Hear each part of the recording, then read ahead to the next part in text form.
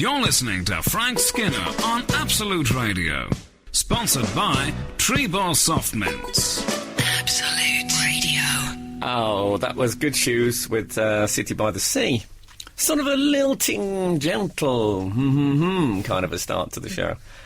You can text us on 81215, by the way, if there's anything you feel you want to say. Because sometimes, maybe you're on your own or you're with children, you don't feel you can have an adult conversation.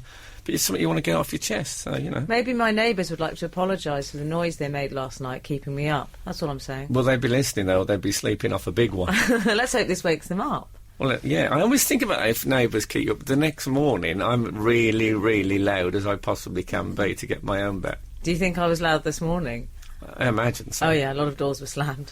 Yeah, I remember I used to live next door to a guy, and he had to have the telly on when he slept. Was it Gaza? No, it wasn't Gaza, but it was in the ballpark. It was from the same strain as Gaza. But he had a big dog. He was in a small flat with a big dog. It's a terrible combination. And one time at 3 a.m, he had MTV on really loud, and I thought, I've got to go in. It's always a scary moment because, you don't know what's going to happen. And I knocked on the door, and I heard sort of like this horrible noise, and then I heard this dog's paws hit the door really hard. And I could see in the glass the dog's paws were like right up to my shoulder height. And I thought, oh no. Turned out the bloke wasn't even in. Because the dog had just had a few friends round. There was like a very attractive blonde girl, then there was a guy with a little goatee beard, hippie type, and then there was a little squat woman in glasses. I should have seen the psychedelic transit outside. I never tumbled to it. Stephen K Amos is our guest today, who some of you, our regular listeners, might remember didn't turn up last time, but we have our fingers crossed. Fingers crossed. Yeah. So me and Emily went party. Yeah. Oh. We had a Halloween party.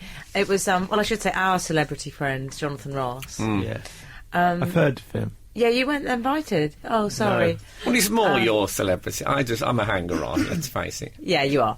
But, no, you're not. No, we had a nice time, though, Frank, didn't we? I think every week, every day, really, you want to make a discovery about yourself of some kind. And I discovered that if I just brush my hair, instead of having my hair sort of flipped back as it is, if I don't gel it and I just brush it to the right, I look exactly like 83-year-old Hugh Hefner. The head of that was, Playboy. In fairness, your costume. Yeah, but no makeup required to look like an 83-year-old man, just a flick of the hair. I find that slightly fretful. I had a blonde wig. You were very nice about it, but I thought I looked a bit like the late Lynn Perry.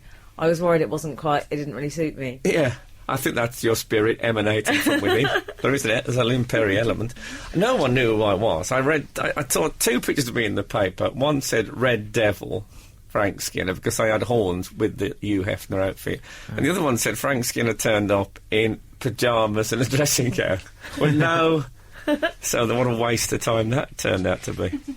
But it was a fabulous... I'll tell you what I did like, the pipe. Oh, yeah, you liked that pipe, because you smoked a pipe, so I had an empty pipe. And it's a joyous thing, a pipe. I'm thinking you wouldn't mind if I smoked one during the show, would you? Oh, no. Yes, maybe a shisha. I might get a big shisha in. What do you think? I didn't like that at all. Oh, OK. There were some good costumes, though, weren't there? I love some of the costumes. Except David Baddiel, he just basically had some mask on, but he said, I can't talk with it on. I'm finding it very difficult to talk. And I said, well, take it off. And he said, no, then I'm just a bloke. I've got no costume. To be fair to him, he was the Phantom of the Opera. I know, but only when he had the mask on. When he took it off, he was just a bloke. No, but that's true of the Phantom of the Opera generally. I don't know if you've ever seen the Phantom sans mask. At least he's disfigured. Well, exactly, he's disfigured, yeah. But what I liked is that Dave wore the Phantom mask, but he wore his spectacles over the top. It looked like, if you can imagine the Phantom of the Opera reading in bed. It looked like that. He might do. I imagine he reads. Hey, what about Jimmy Carr? He had a good costume. He was a stormtrooper, but there was nearly an SDN, a same-dress nightmare, because I heard there was another stormtrooper coming, and I thought, we can't have 2 stormtroopers. The shame of it. I have to go home. Was there another? Oh, did they get sent away? No, but there were 2 medieval executioners, John Bishop and Jason Manford. Well, that's true, yeah. There was some double. There was no other... no one even noticed there was a Hugh Hefner. I had an interesting incident when... next time I speak to... Nicky Clark. Can I just say, we are name dropping so much, it's actually making me feel sick. Yeah, but I think Nicky Clark is that kind of wiki faces where you can say Nicky Clark and people think, oh, Frank, he has to suffer a bit. But he's a lovely chap. I don't know if you know Nicky Clark, celebrity hairdresser. A bit like many of you'll remember Mr. Teasy Weezy Raymond from the late 50s. Close personal friend of mine. Tiny pencil moustache. Anyway, Nicky wore one of those Gautier kilts. Oh, yes, I noticed that when he squatted down.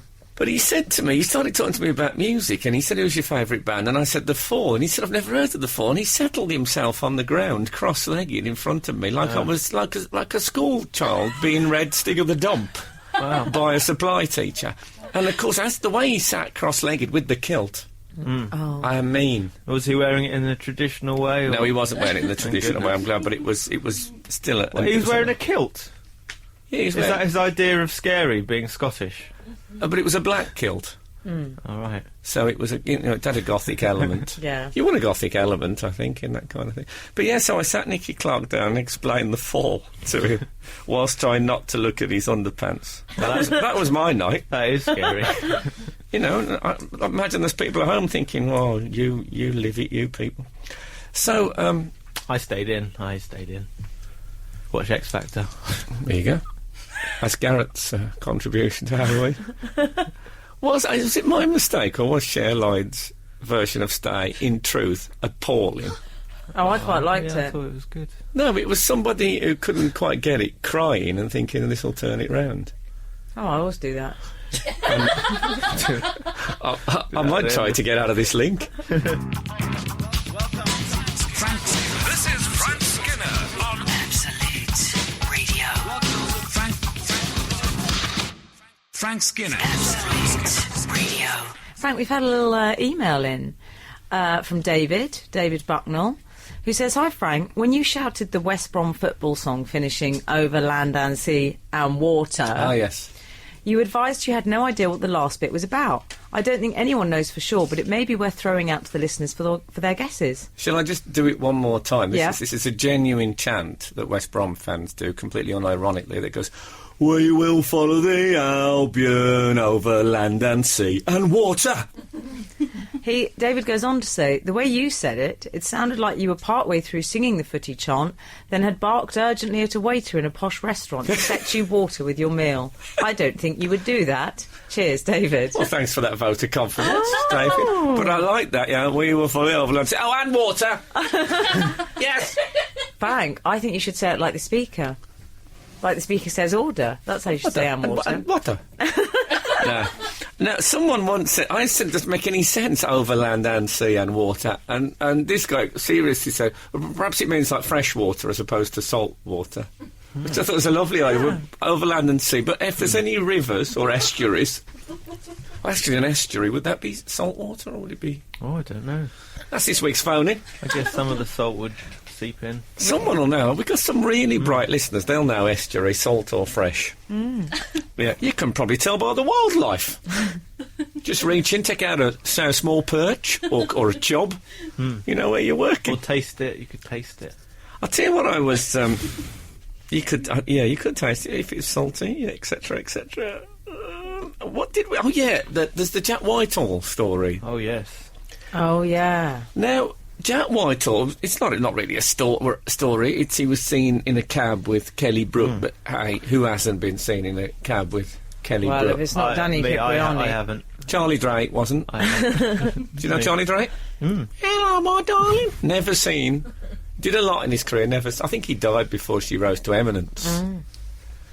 You've never been in a cab with Kelly Brook? No. Jack Whitehall's my comedy friend. We started comedy at the same time, and I think that You've got a name drop just because we've been doing Halloween. No, I you think feel embarrassed. it encapsulates the difference that our careers have gone, is that he's in a cab with Kelly Brook and I'm not. You're sitting here with us. Yeah, Is that what you're saying? I'm pleased to be here. He is. You see, he is good looking, Jack Whitehall, for a comic. Don't take that the wrong way. Well, what is the right What do way you mean? to take that? Well, no. Just because Hold it on. is extraordinary for a comic to be good looking, I think. He is very young as well. Just a No, minute. Frank. Let's not interrupt this blind thought. I know what you mean. Well, I've just mentioned Charlie Drake. He was an Adonis. No, but in fairness, if you're halfway good looking, it's like Noel Fielding. It makes you like you're like a superhero. To be good looking and funny is extraordinary. It doesn't often happen. What's the does Phantom of the Opera halfway?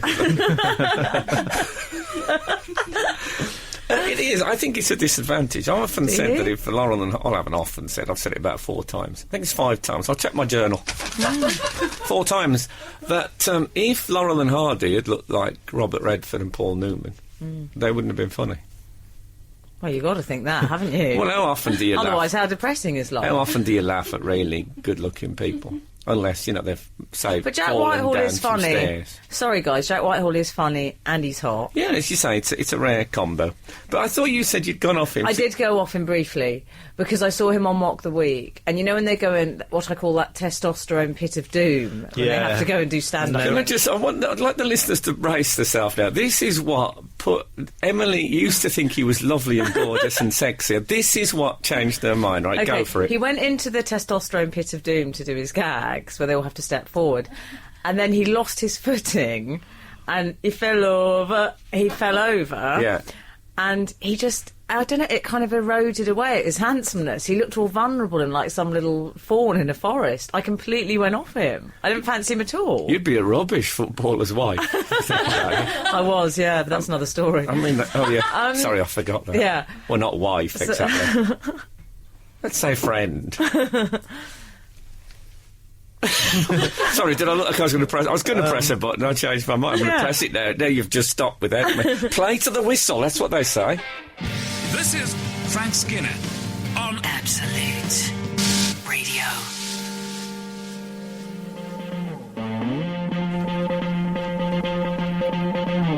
I don't like the last bit. Oh, God, you don't like Cher, you don't like the last bit. No, it sounds like some sort of winged insect trapped in a biscuit tin. Do you think? Maybe it is. They use all the stuff in the. I think it wasn't it Buddy Holly's Every Day when the drummer just got a cardboard box and went. Did he? Yeah, something. Well, you're full of the facts. By the way, you can text us on 81215. Don't think you can't. Yes, Yeah. we've had a couple of estuary texts.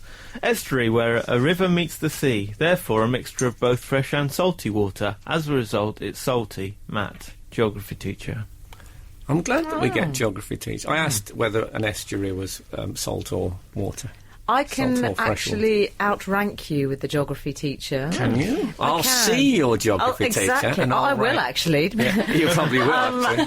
This is male. I have a text in from Rob, an oceanographer in Qatar. Thank you.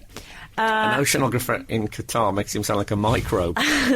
Tiny microbe in my nostril. Rob says estuary water is brackish, although when the tide is coming in, the water is then classed as seawater. You said brackish? Yes. What does that mean? I don't know. It's full of bracken or something. Don't salty. question Full what of Rob says. bracken? It means salty. It does mean salty. Oh, does it? Oh. Is that right? Brackish. Anyway, that was from Rob. Well, I'm liking that. I've decided is my post-expert sting. Boffin. Post-boffin. Oh, well, can you change that from Magnificent Men to post-boffin? So any boffin, any inquiries or information we get, we don't get boffin inquiries because they know everything, obviously. So we was talking about Jack Whitehall falling over. Yeah. And that put you off him. It did slightly. And I was just saying, sometimes when you start dating someone, I don't know, I mean, it's a bad thing to say, but I've been with someone fairly new and it's been going well. I say new, it could be the first date, it could be weeks in. And they say or do something, it's what I call the flash frame moment. They say, and you think, oh, no, this isn't the one. And it can be all sorts of little things.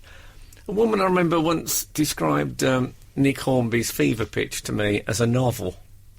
That was that. That's quite That was harsh, Frank. I know. How do you describe it then? It is a novel. Oh, It's a God. novel. Frank. What is it? Pamphlet? Was it a leaflet? So you see, now that's happened with me. Do you not find me attractive anymore? It's more that I've written you off as a human being. Oh, right. But I know Well, it's that wrong. ship had sailed. One should be more, yeah. I think it's currently being raised from the ocean bed.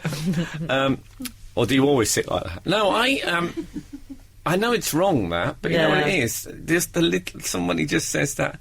I was on a first date once. I said, a woman said something. I quoted a line of poetry. I know you might hate me, but I did. And she went, "Oh, clever boy." And I thought, oh God! I thought, no, that's the end of that. I understand that. Yeah. Oh, there was a guy once that I quite fancied at a wedding. I was about 15. I thought, oh, I might snog you. And then he was listening. Yes, we were in London. We were urban children. Okay. We weren't playing in the gutter. And I don't mean that in a horrible way. I just mean you literally did have a game you played in the gutter, didn't you, Frank? I did, yeah. To be fair, that sounded I wasn't worse being than it snobby. was. You're on about Kirby, me playing Kirby. I was on about Kirby. But no, so this guy was singing along, because that's what we used to do, was smoke silk cut and listen to, now that's what I call music. Yes. And he was listening to the cassette of that, and it was the Bon Jovi song, Wanted. You know, there's that lyric and he goes, "Wanted, dead or alive." The bloke sung along to it, and as he sung Wanted, he pointed an imaginary pistol in my direction and then blew imaginary smoke off the top. Wow. Trying to be sexy. Very cool. I almost felt sick. I could never look at him again. Oh, wow. Yeah, I didn't like women pointing at me during the dead or alive section. I thought that was, especially if I was lying in a pool of my own urine, which I so often was in those days. They were heady times. Yeah, if anyone else has got any... Have you got any, Gareth? We'll call them flash frame moments. Yeah, I went to school in Essex when I was in the sixth form, and there was a girl, I think she was in the year below, who I fell very deeply in love with. She was very, very beautiful. And then one day in the dinner hall, I heard her talk. That was it. That was it? That's it. Why? What was the nature of her... That would put me off. Yeah. Can I say this? Hold on. I'll just check the manual. Also, in the hall one day, she was getting off with someone in the football team, and I thought, well, you've let yourself down. We get to the real reason. You've let yourself down. No, this is a bit... Because I once... I had a brief... I was seeing, and she said to me, why did you stop? You went, I had a brief, I was seeing... I'm trying to not say anything that... is incriminating. No, I'll do that. I'm trying to only say what you can say on Absolute Radio. Yeah. And she said to me, do you know, you're the first person I've had physicals with that wasn't a rugby player. Wow. Goodbye. You're listening to Frank Skinner on Absolute Radio, the softest, mintiest show in town. Sponsored by Tree Bar Soft Mints. Absolute Radio. I really like that. That is Helicopter by Deer Hunter. That's the only reason you play it. It isn't. I really like them. It's a coincidence. I just happen to really like them. I think they're a very fine band indeed. I'd recommend their album. There, I've done it. You can text us on 81215. Why do you keep giving that bit of paper? How many times can someone say you can text us on 81215? Do you want me to say you can text us on 81215 all morning? Is that what you want? No. Okay. So to calm down a bit. So Fever Pitch is a memoir, is it? It's an autobiography. It's a memoir. Okay, I thought it was a novel. Doesn't count if you have to Google. I always say that. I always say that when I get recognised in the street. I thought it was a novel. I thought you were a novel, eh? So if anyone, I mean, I feel a bit bad now about the flash frame things. It does sound a bit beastly, but we're all put off by something. If anyone has begun a relationship and something has been said or done or something's happened and they've thought, oh no. Well, let us know. Carly and Lester, she says, I fancied Vernon Kay like mad until, and I assume she didn't have a relationship with him. Well, let's hope not. Although she's clearly a unless texter. She was texting him, yeah, exactly. I fancied Vernon Kay like mad until Bo Selector made a character of him and gave him really scrawny legs. Now I can't look at him. Carly and Lester. Well, Lee Francis of Bo Selector should think about that he could be nipping very fruitful and loving relationships in the bud with his satirical parodies. Exactly. Satirical parodies. Didn't she marry Johnny Depp? I could have got that the wrong way around. Did you hear about Chris Evans's Well, I don't know what we you had call a little. it. I call it a rant, Frank. Well, it was a blog. Can you rant on a blog? I suppose you can. I suppose that's partly what blogs Little are for. blog rant. It was interesting. He'd been driving into the radio station, I think, and he'd been caught up in a traffic jam. It was the day of the tube strike. I thought you were going to say the day of the Triffids, and I got all puffed up with pride. Yes. I like the idea of him driving. And there wasn't much driving going on during the day of the Triffids, because the whole nation had gone blind, if I remember No. rightly. In Well, fact, when exactly. they heard a car, these staggering blind people looking for food, they thought they knew there was a seeing person and seized upon them as some sort of guide or helper. Anyway, so Chris is saying that he was on his way in, and this thing happened at the traffic jam, and Yeah. he said that he felt that somehow the world had become like a carrier bag. Yes, and he said he felt that it was symptomatic of the broken society that we were living in, Yes. because his driver was stuck in the traffic. Yeah. I'm assuming it was his driver. Well, I mean, we might drive himself. He might drive himself. He said it's like constantly. He says we seem to live on the brink of everything all the time. It's like constantly overpacking your carrier bags and praying the handles will never snap. Of course, ultimately one day they're bound to. Well, there are two things there. First of all, can you live on the brink of everything all the time? I mean, where would you live? Some tiny pinnacle in the centre of a great network? I don't think you can live on the brink of everything all the time. Not all the time. No. You can't live on the brink of everything, because while you're living on the brink of one thing, you're not living on the brink of something else, surely. How many brinks? Is he multi-brinking?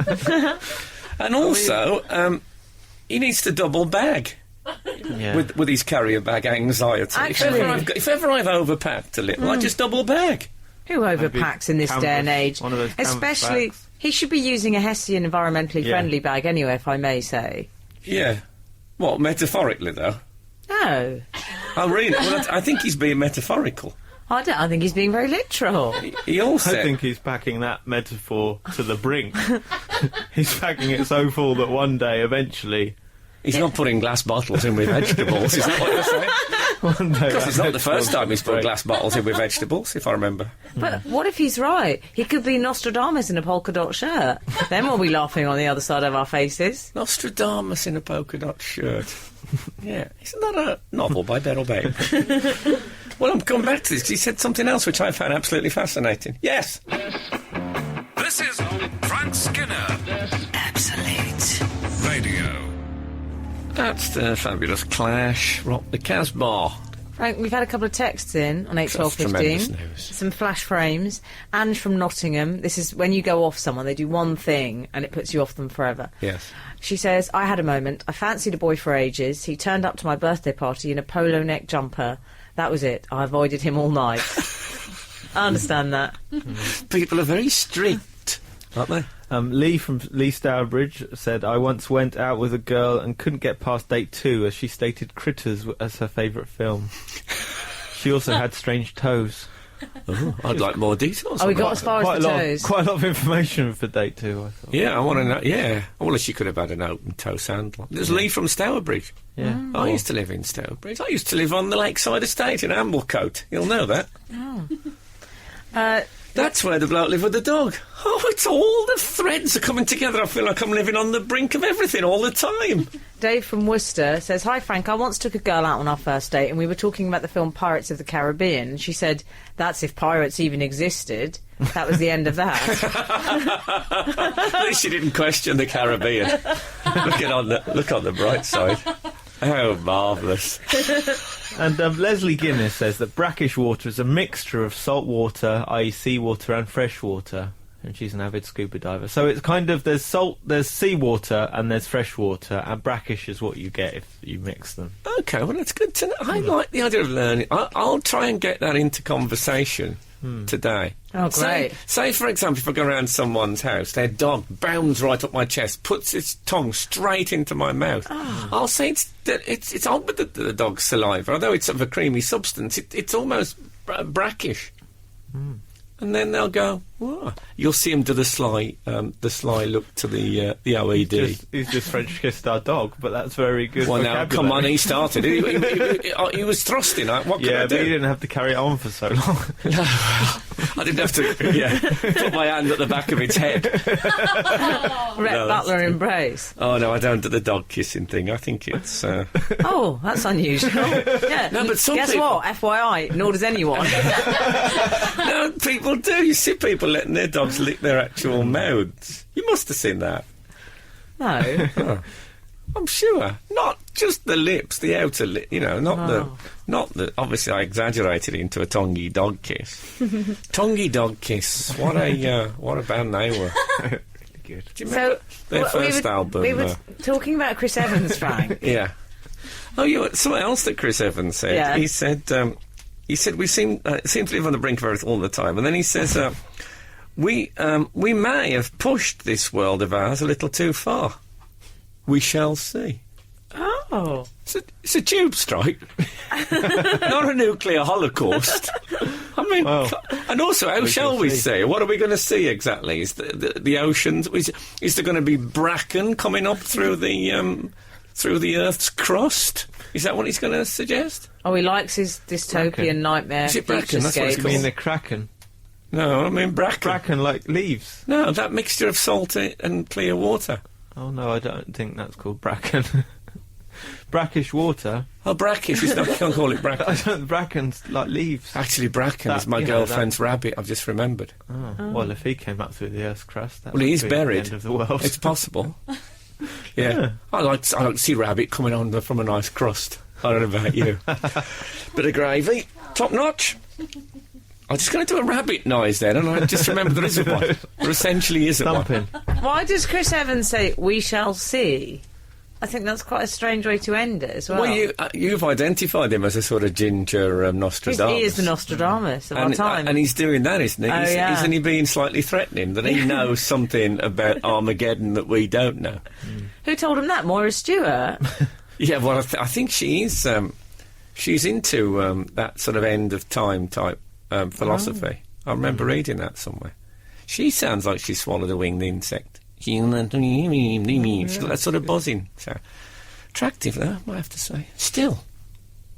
So, that's it for the first hour. Stephen K Amos is our guest in the next hour. And he's already in the building, so worry ye not. That's fabulous news. OK, and I'm going to press this button and see what happens. Frank on Radio. Frank Skinner on Absolute Radio. Absolute Radio. Florence and the Machine, Rabbit Heart. Continuing the rabbit theme. Sorry. It's a freeze frame thing I've just read that's really made me laugh. OK, we're asking people if you've had that moment, which I call freeze frame, when you start going out with someone and they say or do something, you think, no, that's it. Do you want to hear this? Yeah. Well, you don't know if you want to hear it yet. I want to hear it. Well, exactly. You don't know if you'll enjoy it. Let's hope so. Anyway, on we go. Should I start saying that before every record I play? Or just the whole show? Start with a little speech. You may not enjoy this. What can we do? Go on, carry on. I do it before every relationship. You may not like this. Yeah. Well, let's see. Or maybe you won't. Yeah. Maybe you will. It used to be my one-night stand opening gambit. I actually had it on an embossed business card. Less conversation, the better. I always say, go on. My freeze frame nightmare, this is from Rob, I should say. My freeze frame nightmare, a former girlfriend trying to show the world how fun is had by getting up and dancing on a trestle table at a party, oblivious to the fact she was trampling the remains of the birthday boy's cake in front of his bemused mother. Oh dear. And that was the end of that. Yeah? I had one a bit like that, actually. I was sitting in a park listening to a band play on a bandstand with a girlfriend, and she suddenly, spontaneously, started dancing, and she danced right the way around the bandstand. She's like swirling like like some sort of old fertility rite. She looked completely abandoned and free, and it was in many ways a beautiful thing, but it was the last nail in the coffin. and it's a shame, really, because really I suppose it was the excitement of youth. But I don't know what it was, but I thought, no. Well, it's the end of her. Yeah. Gareth, you had a text in, didn't you? Yes, I once got told on a first date that I had absolutely nothing in common with a certain young lady. It's been almost a year and she is my girlfriend now. By the way, she does this annoying tapping sound with her toes and thinks it's really funny. Can I just say thanks for the apology on last week's show from Daisy, and I love that, Emily Dean, and that's from Jermaine. Oh, You told Daisy, Jermaine. That's Daisy Jermaine. This is Daisy, Yeah. one of our team.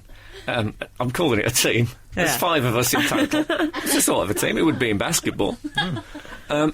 Yeah. So you told him on the first date, Daisy, that you had nothing in common. Yeah, we didn't. We don't really have much in common. Oh, it's all gone a bit. Oh, we stra- do. Can't he crack his toes? Is that what you're getting at? I didn't think we had that much in common. No. Sometimes you can have too much in common. We all went a bit Pamela Stevenson on the couch there. Yeah. Yes.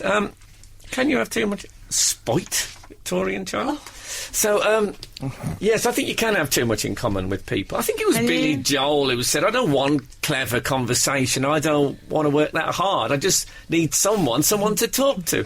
I love you just the way you are. Ba-ba-ba, ba-ba-ba-ba. The Piano Man. You remember the Piano Man? You can start the fire, uptown girl. People think I've got Smooth. We've got Smooth on. I told you we never have Smooth on. I had someone on Smooth. Oh, I won't go into that anyway. Criticising other radio stations. That's not the way forward. You're listening to Frank Skinner on Absolute Radio. Working towards a mintier world with Treebor Soft Mints. Absolute Radio. That's the 4-Spark Victorian child, and Stephen K Amos is in the building. Well, he's not in the building, he's in the room. I can't believe I'm actually here. Yeah, I've made exactly. it. I've turned up. Hi, Frank, you're right. In case you, our regular listeners will know, the last time Stephen was on, he wasn't. Oh, dear, oh, dear. Do you know what? I've got to be honest. I was sitting in my house, and I've put my phone on silent the night before, because I was at a gig, and I didn't hear that. I thought, there's cabs in here. And the road I live on is right at the end, and you have to turn left, and there's black gates, you can't see the house. And he wasn't on that road, so I thought he wasn't there. And nobody phoned me, and I sat in my house thinking, have they cancelled me? I don't know. I didn't even think to put the radio on and listen. I like the idea that we might have cancelled you. I got up and thought, actually, I don't fancy I Stephen. like the idea that he lives in a property with gates. I like that. Yeah, you've already won Emily over. Oh, I'm all over you now, It Stephen. might be an asylum. They are manual gates after stress. I have to get out of the car and open the gates. Oh, that's No not the fault. same. with fear of somebody jumping into my car with the engine running and speeding off down the road. Hasn't happened yet. I think you've won back your working class credibility with that one. You know, I just thinking, this might be just through my own absence from the comedy world, but I don't remember you as an up-and-coming comic. When I saw you, you were already fully formed. That's because when I started, you had already gone. Was that what it was? Yeah, you had already gone. It was like, oh my God, that's Frank. I'm like, oh yeah, of course that's Frank. I'm like, who? The guy off the telly. Yeah, because I wasn't around when you were on the circuit still. Yeah. And when I sort of started about 15 years ago, I was doing a club run by a woman called Delphine Manley, who now, well, she used to run the Leicester Comedy Festival, and now she's an agent. And she opened a string of clubs called Big Fish. See, they were after your time, weren't they? Yes. Big Fish Comedy, one was in Richmond, one was in Putney, one was in Cheam, all in the southeast, and I was an MC of all of them. Because one thing I never do when we have comics on, I never really ask them how they got started, which is the most obvious question. Maybe that's why I avoid it. What did you do before? Did you have a... I was actually studying. I had never been to a comedy club. I never thought I'd do comedy at all. At home, you know, in say it's late 70s, 80s, the family only watched, you know, Lenny Henry if he came on the box. Oh my God, look, there's one. Otherwise, it wasn't something I thought I would ever do. And then I was doing a law degree, and I went travelling to America, and I met a friend who had emigrated out there, and this woman, Delphine, was also visiting the same person. And she said to me, oh, you're really funny, why don't you do comedy? I was like, that'd be ridiculous. I might be funny to you in a one-to-one. And she went, no, I'm going to open a comedy club in London, I want you to work for me. I thought she was joking. About a month later, I get a phone call, and she went, I've opened the comedy club, come and do it. And I did. And that's exactly how it started. So you never got to do the courtroom thing? You never got to stand there in the gown? Never got to do the gown thing, but I have a gown at home and a wig. Do you? Not appropriate for a courtroom. No, I never got to do it, and which is quite good, because, you know, let's think about it, it's all about performance, isn't it? You know, trying to convince a jury to let your guy off, same as doing stand-up, trying to convince an audience that you're funny, you've got a funny take on things. Very similar. Well, Clive Anderson he was a legal person. Clive, Felix Dexter, there's quite a few of them. There's a connection. Mm. So, Show-offs. So, your TV show is currently on. Yes. Second one went out. So it's a bit late to plug it now, but we'll still plug it. There's 4 left, aren't there? There's 4 left. It's on Very Friday nights at exciting. 10 o'clock. We were talking about your... my favourite bit was the Nigerian TV Oh. thing. Now, is that in any way based on fact? Because I've never been to Nigeria, so I haven't seen their TV. It can't be as bad as that. No, but it's more a thing about, you know how they go Nollywood, like Nigeria's got the third biggest film industry in the world. Just watch a Nollywood film. It's kind of more based on that. It's a bloke with a camcorder Okay. who's just gone, let us film now. Okay. No lights. script. It's hilarious. And that was the kind of idea. And I kind of, do you know, the hassle we got trying to get that passed. But Really? It was like, oh, can we say this? And I was like, it's funny. Really, Well, trust I've got me. to tell you, I'd heard the phrase Nollywood because it's on when you flick through the Sky Plus. There's a Nollywood thing that comes up. I had no idea what it meant until you said it on air. Oh, really? So you are not only entertaining the audiences, you're educating as well. If you have got not internet, you know, the Sky or whatever cable, check it out. It's there on one of the lower channels. Yeah. Nollywood films and programs. Well, you've sold it Hilarious. incredibly well, Steve. They'll be racing to watch that. The thing was, you don't know if it's comedy or if it's meant to be serious, but you just got to watch it with a pinch of salt and laugh. I'm going to check it out tonight. We'll be back with more Stephen in a second or two. We only have this excerpt. This is Frank Skinner Absolute. Radio. Everything Must Go, Manic Street Preachers. Did I do something wrong then? The producer leapt in. I think I pressed the wrong button. It's one of those. Is that supposed to be smoke? So we're with Stephen K Amos. I don't want to drop you in it, Stephen, but we were talking about that moment when you're in a relationship and somebody says or does something and you, we call it the flash frame, and you think, oh no, is it All right. working? Have you ever had one of those? Well, I've got to say, many years ago, when I was trying to woo a particular person, went out for a romantic dinner and dressed up to the nines, looking quite the business. I started eating, and said person started humming while they ate. And I think the restaurant stopped. I just looked. I thought, Oh, that's no. quite cute for a 4-year-old child. Yeah. For a grown human being, that was it for me. What was the tune? That was it. It wasn't actually a tune. It was Oh, like no. that thing you do when you like Oh, food. no. Nom, nom, nom, nom, nom. We're not talking anymore. You're now humming at me with steak in your mouth. I think that's nerves, isn't it? Oh no! No, what it was, when you see a child hum, they lost all of their inhibitions. They're like, no, in a happy place. Yeah. That person was too much in a happy place, too much too soon. You don't want to go out with anyone too happy. No. Keep it real. You want some torment. Now, we were talking about Stephen's Nigerian TV sketch, and your parents are from Nigeria. Is that That's correct? right. Now, there is another person in this room. The other, me, Emily, and Gareth. Yeah. One of us has a Nigerian grandfather. I do not believe it. Then you have to guess which one. I like the way he's looking at us, trying to spot something. A lot of jewellery. Frank, I feel like we're on that Never Mind the Buzzcocks panel. Yeah, we are. And you The have to keep a lineup. poker face. Yeah, and The lineup. none of you look the same. I'd say it's not you, definitely not you, Frank. I can't see a Brummy connection there. Okay, no. got it down to 2 to So 1. it's between me and Gareth. And Gareth is being very quiet and is wearing a cardigan this morning, so that's not a Nigerian. Too quiet for a Nigerian. Why are you wearing cardigan? So I think it's got to be the very stylish. Yeah. Well, actually, yeah, my grandfather is Nigerian, but he was one of 5 grandfathers. What? Yeah. It's quite a long story, Stephen. And it turned out he was a bigamist as well, which was a bit unfortunate. Really? But he was a lovely man. He was called Biolalea. Ah. Do you mean Biololia? That's what you're trying to say. I like a name you can dance to. Have you been? I always say that. No, I haven't. No. I would Oh, like to go and see him. it would have been amazing. Maybe we're related somehow. Oh, that would be good. wouldn't That it? was too spooky. I would love love to it. find out on air. Can you imagine? We should say that you're going on tour. I am going on tour middle of January next year. And it's a grueling. I'm just looking at your days off. See, what I like is 6 days on and 1 off on tour. But you You don't do that. I used to like to do that, but then the thing was I found myself kind of getting out of a groove. Once you're in that cycle, 1, 2, 3, 4, boom, boom. By the time you get to the fourth or the fifth one, you're really up for it. And then you take a day of rest and everything comes down. And normally that day of coming down is actually a day spent travelling back to your house, wherever that may be. And then literally you have an evening in your house and go out again. So you might as well just carry on. See, I used to spend that day explaining that I wouldn't be able to see that person ever again, but it had been a marvellous evening. And I find also when I come back to my own house, having spent like 6-7 days on the trot away, I try and get to my bedroom using my Nectar card. Think of the hotel room. See what I did?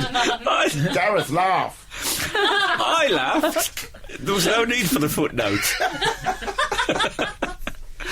So, when does the tour start? I think it starts, something about the 11th of January, and we go all over the UK. I mean, once you've done the UK once, you kind of know where you're at, because, nowadays, sadly, a lot of the city centres look the same.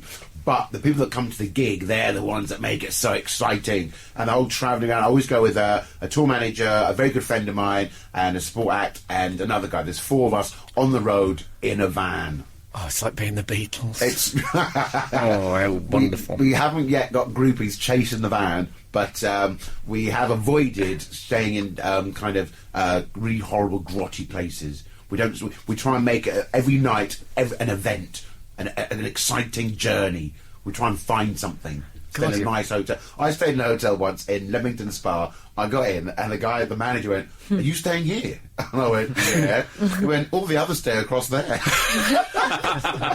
Oh, thanks a lot, mate. We'll be back with Stephen in a second. This is Frank Skinner on Absolute Radio. Frank Skinner. Absolute Radio. We've done a TV show. Let's get all the plugs out of the way. You've got a DVD out as well, Stephen. I have. I've got a Christmas release as well. A Christmas release coming out on the 15th of November. And in fact, yesterday when I got back from Amsterdam, I made a little TV ad for it, which I'm hoping is funny. Okay. It's on the cusp of being cheese or funny. It's a very fine line. It's a very fine line. If you don't get it right, then oh my goodness. So, I want to know what it is now. Can you give us a hint? Let's just say there's a grown man sitting on my knee in a grotto. Oh, okay. Oh. I think it rings a bell. And for me. Doesn't he ring a bell? Exactly. But I'm not wearing a red suit and a ridiculous beard. I didn't go that far. I have to say, and don't take this the wrong way, but you make a very fine middle-aged woman. No, but when you play your mum, You do look quite attractive. do you shave the tash off, or is it covered with makeup? Oh, it's all gone. Yeah. All off, yeah. And it's really weird, because when my brothers and sisters saw it for the first time, they were like, oh my gosh, that is Mum. Oh, do you actually look like your own mum as well? They're very similar, very similar. I didn't see it myself. No. Although my dad was like, hey! Because my mum keeps going, because obviously it's an exaggerated version of her. Yeah. She's like, no, I'm not like that. My dad's like, you are like that. That's exactly what he's portraying you. Yeah. And, But is he slightly... Is he wishing he was in it? Why aren't you playing me? Are you getting any of that? No, actually, because what I do, he's always the kind of voice you hear in the background. So she's always shouting off at him, so you never see him. I had an idea of just seeing his legs, but that reminded me too much of Tom and Jerry and Thomas. I didn't want to go down that route. So It's like Ron Polar, the Bailey's wife. Yeah. It's I just bring back the legal element. Yeah, She must be obeyed. Yeah, exactly. So we like that. Good. Now, I should say what the name of the DVD is, by the way. So Yes, of course. It's called The Feel Good Factor. And I recorded it at the Hammersmith Apollo the end of February this year. And it was the end of that last year's tour. It was really good fun. And it was the last 3 nights at Hammersmith, and I just had a ball. It was like coming home back to London. Yay! So, and what about your acting career? Because you've done... you did One Flew Over the Cuckoo's Nest. I did One Flew Over the Cuckoo's Nest. You actually did a restoration play as well. You did... School for Scandal. yeah. Is that something that you... is that something you're developing, the acting, or is it just a sideline? Do you know, it's nothing that I actively pursued. I mean, they asked me to come and do Cuckoo's Nest because it was a comedy cast, and basically I originally said no. But then they went, it's coming to the West End, Christian Slater is going to be in it. I said, no, why do I want to go on stage for 6 months in the West End doing somebody else's words? And people are like, are you mad? It's the West End. People will take the right arm off to get into the West End. But it's like, easier than comedy, isn't it? When it's a lot less stressful, isn't it? Yeah, I mean, you don't have to write it. So don't have to write if it. people don't like it, We're it's not going to your get fault. loads of actors writing in now, angry. They won't be up this early. Oh, that's true. I'll be sleeping off the hangover. Yeah, and that whole thing about there's 15 of us, I think, in the cast, so you're not carrying the play yourself. You just turn up there. Although I've got to say, I didn't realise that there is etiquette in terms of theatre. Some of my mates came to see the show once, and in the interval, I went to the pub across the road. Oh dear! I didn't know you weren't meant to do that. You probably gave him a heart attack. I mean, it's really bad. I mean, we were sitting there having a drink at the interval. Did you go around the back, or did you just hop straight off the stage in the interval, walk down to the audience? I did give them the grace of allowing me to leave backstage. Oh, that's good. I actually signed out as well. In the little Did you? yeah, back in file. I bet they thought it was a bit Stephen Fry. And I was actually in my outfit, my stage wear. Wow. And the next Was this One Flew Over the Cuckoo's Nest? Yeah. Or the rest? So you were dressed as someone from an asylum. I was dressed all in white, Okay. and very, very odd for the West End. A man all in white, and well, depends where you are in the West End. Basically, the company, If it's a dairy. the milk's churning scene. The company manager went, "Amos, get back in there." And I'd missed the opening minute of the play. Oh, Because you're in the pub. Because I was in the pub, and that apparently is a sackable offence. So basically, I had to make. Yeah, funny that. They're strict. Well, I So funny, these theatre I know types. that. I thought, gosh, they can cover. So I got back, and at the end of the play, I had to make a backstage announcement on the intercom to everybody else in their dressing room, saying, "I'm very sorry, but I can assure you this will never, ever, ever happen Oh, again." really? Cap in hand. You had to do, yeah. I bet. Did you have an understudy on that? I did have an understudy. But, I bet they thought this is my moment. yeah, I'm coming I back. think he probably lured me to the pub. Yeah, That was what it was. Hoping that he'd probably pushed me through the saloon doors and watch me fall over. They're like that, aren't they? On the stage, they're looking at you for your health all the time. It's a strange old job. So you're not desperate to be an actor. If there is a remake of the Fresh Prince of Bel-Air and I get a phone call from Hollywood, I'm quite happy to go for the Will Smith role, obviously. Or Will Smith's mum. Not. No, just because you play that I've role well. dragged up well, yeah. Master William. It depends. I mean, I did 2 episodes of EastEnders as well. Oh, did you? I didn't know that. Do you know the weirdest thing? When I played... Were you in the background playing darts? Was he one of those? No. No, I think he was in the market. I wasn't in the market. Oh, okay. Why am I in the market? What do you mean by that? The market. You're saying it looks a bit common, is that what you're saying? I'm more upmarket than that. Apples and pears, what are you talking about? Are you one of the people that got asked to watch someone else's stall? You know what they always do? They hand over the apron and say, "Can you just watch my stall a minute? I've got to have an emotional crisis." What did you do? Soldings. I played a doctor for 2 episodes. Oh, And it was really- that's good, Stephen. It was quite weird because I had about 6 lines, and because it's such a fast before you went on? Keep me going. Because it's such a fast-paced show, you don't get a chance to kind of rehearse with all the actors, and so they know their lines on top of things. And I go there going, "Oh, what do I say, Mr. Truman? You're going to die." Steve, could you do it again? Mr. Truman, you're going. Steve, could you sort of act? And basically, I had to do my scenes without them. Because I was not. Did you nip off to the pub, though? The Queen Vic was just down the road. You could go for a drink in between takes. I did go to the Queen Vic, but as we're probably all aware, it's not actually a real pub. Hey, more fool me. Not anymore.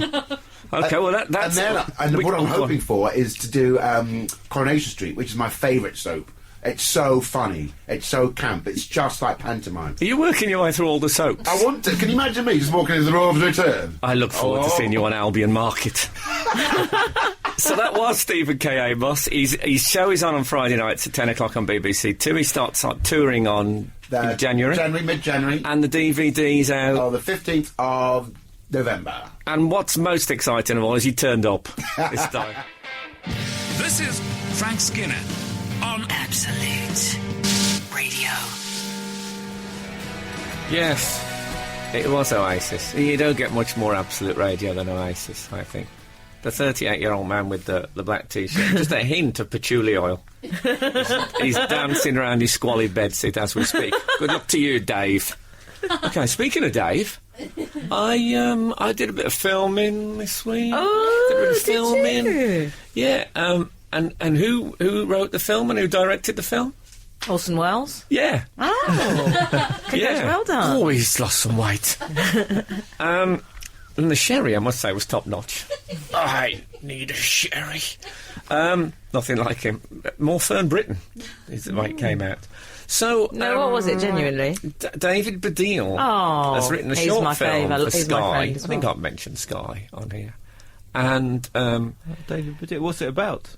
what you have to do, they asked several comedians to do, you take an anecdote from your life and you turn it into a short film. Oh, God, I hope I'm not in one of them. Check my dear. emails about that. Yeah. 'Cause I'm sure they must have got in touch. Yeah, you look, have a look, have another look. It's not too late, they come out Christmas. Anyway, so Dave's doing one about, I can't tell the story, obviously, because you won't watch it, but let's just say that David Baddiel plays David Baddiel. Frank Skinner plays Frank Skinner. Oh. And Alistair McGowan plays Norris McWhirter. Oh. I think that's all you need to know. So I played me, which is, it's not the first time I've played me. I played me in Emmerdale Farm. Yeah, you didn't. I did. You're getting mixed up with Amos, and that's Stephen K Amos. Mr. Wilkes. No. What's that sheep you've got? That's no sheep. That's Frank Skinner I've got in my van. That was when the time I used to wear the sheepskin coat. It's an extraordinary Twilight Zone. What's going on? And the horn hat. Remember my horn hat? No. Okay. No, I didn't appear. I was a voiceover on a radio, funnily enough. This is like one of my first radio experiences. And what it was like I was the mystery voice on radio, whatever it's called, Radio Farmer. That sounds glamorous. Combine Harvester FM. I was on that. And so I went in and I did the voiceover, and you have to guess who the thing. And they said, yeah. And the guy said, and if you can get that mystery name, you win £50,000. And I said, have you listened to much local radio? And he said, what do you mean? I said, you don't often get Mystery Voice Prize £50,000 on regional radio. And they all went a bit, he's come in telling us our job. And it was a bit, It got ugly. It will get ugly on Emmerdale. Anyway. It went a bit Orson Welles' Findus advert. Have you ever heard that? When he says, well, what do you in the depths of your ignorance think I should say? Anyway. So I played me. So they said, don't grease your hair back, because at the time of the film, sort of late 90s, you didn't used to do that. And can you bring jeans and trainers and something, that looks a bit... So I did that. I actually brought a jacket that I wore on fantasy football, like a jacket I had in there. So anyway, I walked in the morning into my office where I write, so I did a bit of writing before I went. People saying, all right, Frank, how you doing? I got recognised more than I've been recognised. Oh, in the jacket. Because I was dressed as me in the 90s. Suddenly, everyone knew who I was again. That's tragic, isn't it? That's why people like Willie Thorne have to keep the moustache and the bald head. Otherwise, people forget who they are. So if ever I feel I've been neglected, all I've got to do is put on an England shirt from Euro 96, punch the air at me. Anyway, we turned up, and... I don't want to tell you the whole story, because I hope you'll watch this on Sky at Christmas. But Dave was directing as well, which obviously made it a little bit tense. And there's a bit where I have to look at him. What we had to do was radio acting. Oh. In other words, we were listening to the radio in the car, and we have to act as if we were listening to the radio. Oh, okay. Now, there'll be people at home now who are listening to the radio, and I just want you to just look in the mirror. Are you pulling a face that suggests that you're listening to the radio? Because I found myself slightly tilting my head and looking puzzled towards the radio. A bit like a dog. Yeah, exactly. But in fact, when you listen to the radio, you don't really do anything. No. I don't think you pull a face at all. Well, you probably do something else while you're listening to the radio. I beg your What do you pardon? mean by that? Yeah, just what are you getting at? What are you getting at with that? No, I don't mean that. I mean, like, other things. Like when I'm doing the washing up. Order. So, and when I got there, the makeup woman said, "Oh, I've got you a wig What? to wear." I said, "What do you mean a wig?" She said, like a sort of Frank Skinner wig. She said, "This is what Alistair McGowan used to wear this when he was Frank Skinner." So I said, "I've got to wear what kind of upside down world when I'm going to wear the wig?" Sometimes the camera does funny things, so probably on camera you don't look like Frank Skinner. Yeah, you have to do things to make you look like Frank Skinner for the camera. Nice try, Gareth. Stop reaching. I was being... So, Frank, presumably you had to wear this wig because you don't look as much like Frank Skinner in the 90s as you once did, maybe? No, I wouldn't wear that it. process? Would you not wear it? I had a hissy fit, wouldn't I? I didn't have a hissy fit. I said no. Did you? So I You wouldn't wear it. the wig? No, I wouldn't wear the wig. Why not? No, I didn't want to wear one of Alistair McGowan cast off versions of me. I thought that would be outrageous. I didn't fancy it. He's too swarthy. So, anyway, it was a fun day, and Dave, I think it'll be great. I very much recommend that you watch it. It was spectacular and funny. And all that, and good old David Baddiel, that's what I say. I'm putting all this bit at the end because he listened to the show and he'll be absolutely making sure that I'm saying all that. But no, it was incredibly enjoyable, and it'll probably at least I'll appear this time, not when Ben Miller was our guest and said, "Do you want to be in a feature film?" Do you remember that moment? Where? Sign me up on Did air. you end up on What the happened to cutting that? room floor? That was me playing. No, I played me, but where did the film go?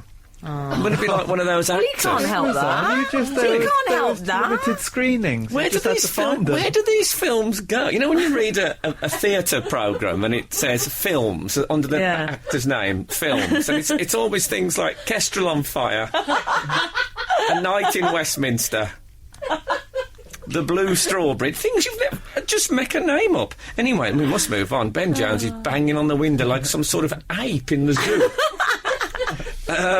Completely naked and with a bulbous red behind. Where do you get that from? Is it a stick-on? Is it some sort of... Is it Red Bomb Day for Comic Relief? Next week, Jeremy Hardy is our guest on the show. Oh, I didn't know that. Oh, he's a bit posh for us, isn't he? We're a bit white trash for him. No, I like... Socialist up this week. I like, yeah. And you can listen to Not the Weekend podcast, available on... that'll be available on Wednesday with material that you won't hear anywhere else. In Europe. In Europe. I think there's some guys doing it in Japan, doing the same stuff. We better go now. Benny's getting fed up. Get your wig on. Yeah. Get your wig on. Good day to you. You're listening to Frank Skinner on Absolute Radio with Treebor Soft Mints, bringing a softer, mintier feel to your Saturday morning. Absolute Radio.